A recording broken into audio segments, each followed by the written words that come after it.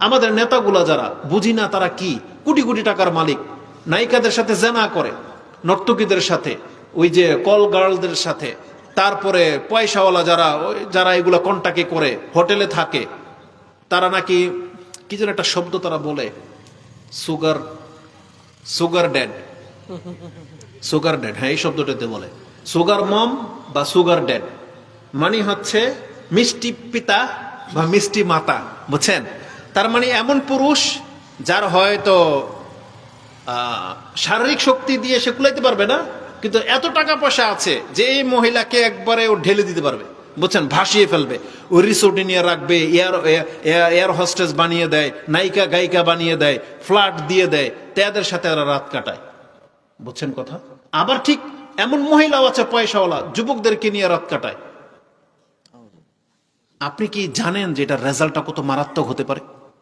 এই যে অবৈধ সম্পর্ক, আপনি আল্লাহ সুবহানাহু ওয়া তাআলার মর্যাদার দিকে খেয়াল করলেন না? আপনি যদি মুসলিম হয়ে থাকেন, এটা তো ইহুদি নাসারা খ্রিস্টানদের সাজে, কারণ ওদের জন্য দুনিয়া, কারণ ওরা পরকাল কিছুই পাবে না। কিন্তু একটা মুসলিম কি করে এই পথ বেছে নিতে পারে?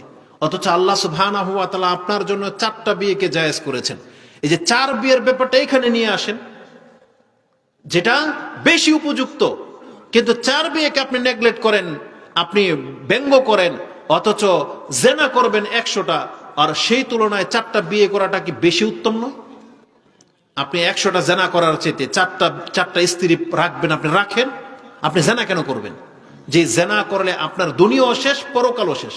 দুনিয়াতে যেমন যদি ইসলামিক বিচার থাকতো তাহলে একটারও কল্লা থাকতো না। এই প্রত্যেকটা নেতা যারা এইসব ব্যবসায়ী বিজনেসম্যান, তাদের একটারও মানে দেহ থাকতো না পৃথিবীতে, কারণ এদেরকে রজম করে দেওয়ার হুকুম রয়েছে। এই জন্য আল্লাহ সুবহানাহু ওয়া তাআলা তো মানুষের ফিতরত জানে। আল্লাহ তো সূরা মুলকের মধ্যে বলেই দিয়েছেন, আলা ইয়ালামু মান খালাকা ওয়া হুয়াল লাতীফুল খাবীর। যেই সত্তা তোমাকে সৃষ্টি করেছেন তিনি কি করে না জানবে? তিনি তোমাদের সবকিছুই জানেন, সবকিছুই জানেন। তাহলে তোমাদের অন্তর কি চায় এটা আল্লাহ সুবহানাহু ওয়া তাআলা খুব ভালো করেই জানে। এজন্য একটা পুরুষের নেচার কি হতে পারে, কোন বয়সে গেলে ওর কোন চাহিদাটা থেকে যাবে, আল্লাহ সেইভাবেই কিন্তু বিচার ফয়সালা করে রেখেছেন। কিন্তু আপনি আল্লাহ সুবহানাহু ওয়া তাআলার সিদ্ধান্তে গেলেন না, আপনি নিজের খাহেসাতটাকে এবং এই সমাজের চক্ষু লজ্জায় কিন্তু আপনি ঠিকই পাপ করে যাচ্ছেন। আপনি কি জানেন যারা জেনা করে তাদের শাস্তিটা কত মারাত্মক হবে? প্রথমত জেনাকারীদের হুকুম সম্পর্কে, অবৈধ সম্পর্ক যারা করে, আল্লাহ সুবহানাহু ওয়া তাআলা তাদের সম্পর্কে আমাদেরকে জানিয়েছেন। রাসূলুল্লাহ সাল্লাল্লাহু আলাইহি ওয়াসাল্লাম থেকে ইমাম বুখারী এবং মুসলিম উভয় তাদের কিতাবে হাদিস এনেছেন। আরো মারাত্মক হচ্ছে ইমাম মুসলিম এই হাদিসটাকে ইমানের অধ্যায় এনেছেন। ইমানের অধ্যায় 106 নম্বর আপনি হাদিস পেয়ে যাবেন, যে রাসূলুল্লাহ সাল্লাল্লাহু আলাইহি ওয়াসাল্লাম বলেছেন, লা ইয়াজনি জানি হিনা ইয়াজনি ওয়া হুয়া মুমিন। একজন জেনাখোর বা জেনাকারী যখন জেনা করে ওই অবস্থায় তার ঈমান থাকে না। এটা কত বড় কথা বলা হয়েছে। চুরি করা অবস্থায় চোরের ঈমান থাকে না, নেশা করা অবস্থায় নেশাখোরের ঈমান থাকে না। এটা কত বড় কথা বলা হয়েছে, হাদিস বুখারী এবং মুসলিমে। এবং রাসূলুল্লাহ সাল্লাল্লাহু আলাইহি ওয়াসাল্লাম তিনি বলেছেন যে আমি ওই স্বপ্নের ব্যাখ্যাতে আছে 2 জন ফেরেশতা যে আমাকে নিয়ে 7 আকাশ সফর করিয়েছিলেন বা জান্নাত জাহান্নাম দেখিয়েছিলেন। তিনি একটা উপত্যকার উপর দিয়ে যাচ্ছিলেন। সাকবিন হচ্ছে মিসলি তান্নুর।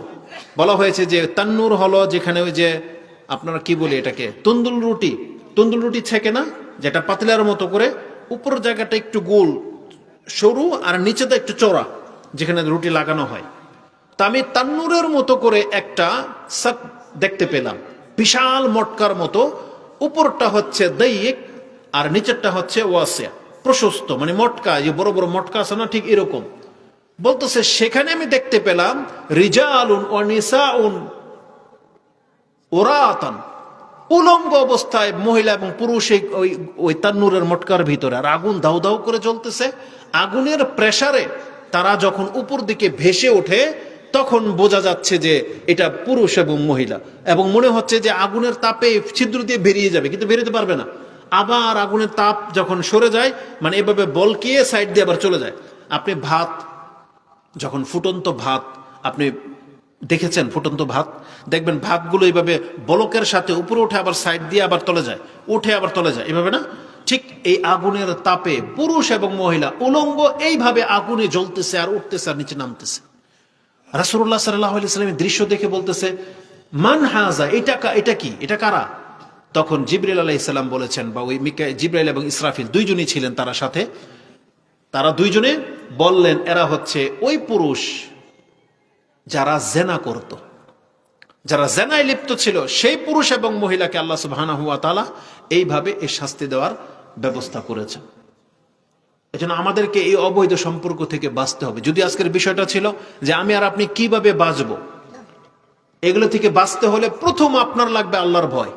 প্রথম যেটা লাগবে সেটা হচ্ছে আল্লাহর ভয়, আল্লাহর প্রতি ঈমান, পরকালের প্রতি ঈমান, যে পরকালে আমি আজকে যাই করি না কেন আমার হয়তো বিচার হবে না, কিন্তু পরকালে আল্লাহর সামনে আমাকে দাঁড়াইতে হবে। সেই দিন আমার এই অবস্থাটা হবে যেখানে আল্লাহ সুবহানাহু ওয়া তাআলা শিরকের সম আয়াতগুলোর মধ্যে এই জেনার পাপের কথাটা এনেছেন। কারণ 7টা বড় পাপ, তার মধ্যে যেমন 70টা বড় পাপ, কিন্তু 7টা 5টা যেই জায়গার মধ্যে হাদিসগুলো আসছে তার মধ্যে একটা হচ্ছে জেনা। যত বড় বড় পাপগুলোর সিরিয়াল রয়েছে তার মধ্যে জেনার একটা অন্তর্ভুক্ত আছে। তাহলে বলেছিলাম যে জেনার মধ্যে ক্যাটাগরি আছে। রাসূলুল্লাহ সাল্লাল্লাহু আলাইহি ওয়াসাল্লামকে জিজ্ঞাসা করা হয়েছে, আইয়ুল জামবি আযম, কোন পাপ সবচেয়ে বড়? এটা ইমাম মুসলিম কোট করেছেন, যেটা আপনি 196 নম্বরে পেয়ে যাবেন ঈমানের অধ্যায়। রাসূল বলেছেন, আনতাজআলা লিল্লাহি নিদ্দান ওয়া হুয়া খালাকাকা, তুমি আল্লাহর সাথে অংশীদার সাব্যস্ত করবে অথচ আল্লাহ তোমাকে সৃষ্টি করলেন। আব্দুল্লাহ ইবনে মাসউদ এই প্রশ্ন করেছিলেন, বলেছেন কুলতু সুম্মা আই, তারপরে কোনটা ইয়া রাসূলুল্লাহ? বলছে তুমি তোমার সন্তানকে হত্যা করবে এই জন্য যে আইয়া তামামাক, যে তোমার সাথে সে খাদ্য খাবে সেই ভয়ে তুমি তোমার সন্তানকে হত্যা করবে, এটা হচ্ছে বড় পাপ। আর তুমি জেনা করবে তোমার প্রতিবেশীর কোন স্ত্রীর সাথে, এটা হচ্ছে সবচেয়ে বড় পাপ। হালিলাতা জারিক, তুমি তোমার প্রতিবেশীর কোন স্ত্রীর সাথে জেনা করবে। যেমন কারা করে এটা? যেমন যারা প্রবাসে চলে যায়, প্রবাসে চলে গেলে তাদের স্ত্রীদের সাথে পাশে আশেপাশের পোলাপান যারা আছে, ভাই ভাতিজা দেওর বন্ধু, এরা তখন এই জেনার সুযোগ নেয়। এটা হচ্ছে সবচেয়ে চরম পাপ, যেগুলো আপনি ইমানের হাদিসের মধ্যে পেয়ে যাবেন। আমাদেরকে এই সমস্ত জেনা থেকে বাঁচতে হবে, কারণ আল্লাহ সুবহানাহু ওয়া তাআলা বলেছেন ইউদাফ লাহুল আযাব ইয়াউমাল কিয়ামা ওয়া ইয়াখলুদু ফীহি মুহানা, যেটা আপনি সূরা ফুরকানের 70-71 নম্বর আয়াতের মধ্যে আপনি দেখে নেন। 69-70 এর মধ্যে এই আয়াতগুলো আছে যে যারা জেনা করে, যারা হত্যা করে, যারা আল্লাহ ছাড়া অন্যকে ডাকে, তাদেরকে আল্লাহ ডাবল শাস্তি দেবেন। এজন্য এই সমস্ত নোংরামি থেকে আমাদেরকে বাঁচতে হবে। তাহলে বাঁচার জন্য প্রথম হচ্ছে ঈমান। ঈমান ছাড়া আপনাকে কোনোভাবে পাপ থেকে আপনাকে বাঁচতে পারবেন না। যে কোনো পাপ, সুদ বলেন, ঘুষ বলেন, জুলুম বলেন, হত্যা বলেন, জেনা বলেন, সমস্ত পাপ থেকে বাঁচার একমাত্র মহা ঔষধ হচ্ছে ইত্তাকিল্লাহ, তুমি আল্লাহকে ভয় করো। এর চাইতে পাওয়ারফুল কোনো আর পদক্ষেপ নাই। আপনাকে আল্লাহকে ভয় করতে হবে, এটা হচ্ছে সবচেয়ে বড় পদক্ষেপ। দ্বিতীয়ত হচ্ছে শাস্তিকে আপনাকে ভয় করতে হবে, এবং রাষ্ট্রের নায়ককে এই শাস্তির ব্যবস্থা রাখতে হবে যে যারা জেনায় ধরা পড়বে তাদেরকে আমরা এই বিচার দেব, এটা হইতে হবে। না হলে মুসলিম সন্তানদেরকে জেনা থেকে বাঁচানো যাবে না। তৃতীয়ত হচ্ছে আপনাকে বিয়ে করতে হবে।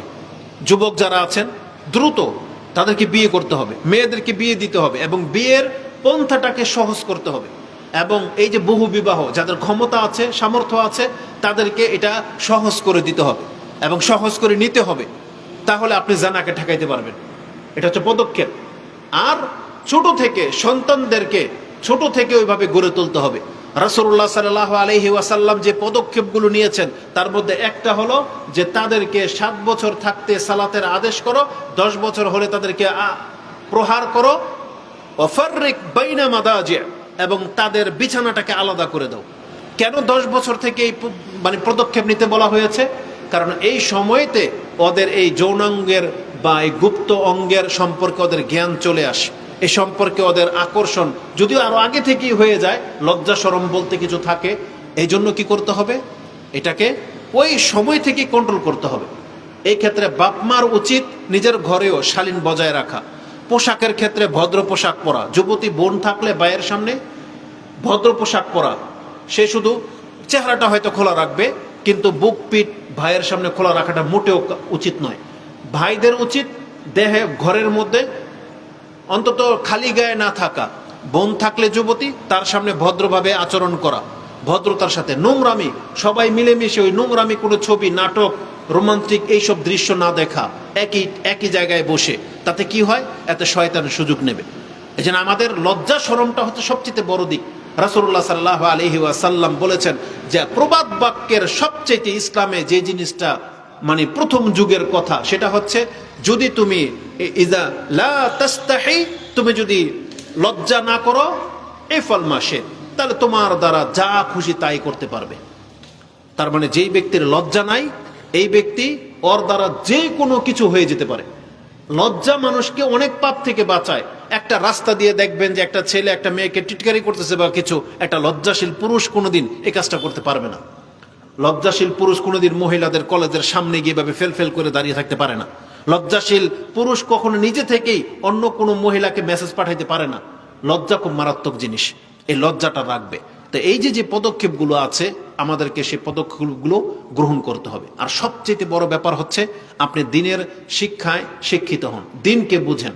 আল্লাহর প্রতি ভয় আপনার তখনই জাগবে যখন দিনের প্রতি আপনার অগাধ শ্রদ্ধা জন্মাবে। আমাদেরকে যা হারাম করা হয়েছে তা থেকে বেঁচে থাকতে হবে।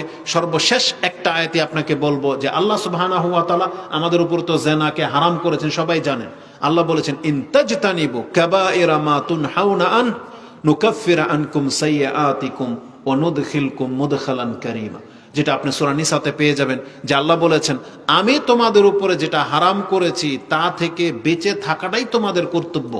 যদি তোমরা এই হারাম কাজ থেকে বেঁচে থাকতে পারো, তাহলে আমি আল্লাহ তোমাদের ছোটখাটো পাপগুলোকে মাফ করে দিব এবং তোমাদেরকে আমি সম্মানিত করে জান্নাতে প্রবেশ করাবো। এজন্য আমাদেরকে বেঁচে থাকতে হবে। রাসূলুল্লাহ সাল্লাল্লাহু আলাইহি সাল্লাম পাপগুলো যখন উল্লেখ করতেন তখন বলতেন ইজতানিবু, তোমরা বাঁচো, বেঁচে থাকো। তাহলে আমাদেরকে বেঁচে থাকতে হবে। আল্লাহ তুমি আমাকে এবং আমাদের মুসলিম ভাইদেরকে এই সমস্ত নোংরামি পাপ থেকে বেঁচে থাকার তৌফিক দান করো। আমিন। এবারে একজন লোক মারা গেছে। জি, আমাদের কাছে অনেকে দোয়া চান। যেমন এখানে এক ভাই দোয়া চেয়েছেন, একজন তাদের ফ্যামিলির একজন মহিলা আজকেই ইন্তেকাল করেছেন। এইবারে যাদের আয়োজন, হ্যাঁ, যারা আজকে আয়োজন করেছেন তাদেরই পরিবারের একজন মহিলা নারী মারা গেছে। আমরা তার জন্য দোয়া করি, আল্লাহ যেন তাকে ক্ষমা করে তাকে জান্নাতের একজন করে দেন। আমাদের পরিবারের মধ্যে যারা মারা গেছে, আপনি বাবা আল্লাহুম্মা গফিরলি ওয়ালাহা, আল্লাহ তুমি আমাকে এবং এই মহিলাকে ক্ষমা করে দাও, এভাবে আপনি দোয়া করতে পারেন। আল্লাহ সুবহানাহু ওয়া তাআলা তাকে উত্তম পরিবার দান করুক এবং আল্লাহ সুবহানাহু ওয়া তাআলা তার কবরকে আযাব মুক্ত রাখুক এবং তাকে জান্নাতের ফয়সালা করে দিক। আমরা এই মাহফিল থেকে এই দোয়াটাই করি। সুবহানাকা আল্লাহুম্মা রাব্বানা ওয়া বিহামদিকা আশহাদু আল্লা ইলাহা ইল্লা আনতা আস্তাগফিরুকা ওয়া আতুবু ইলাইক। আসসালামু আলাইকুম ওয়া রাহমাতুল্লাহি ওয়া বারাকাতুহু।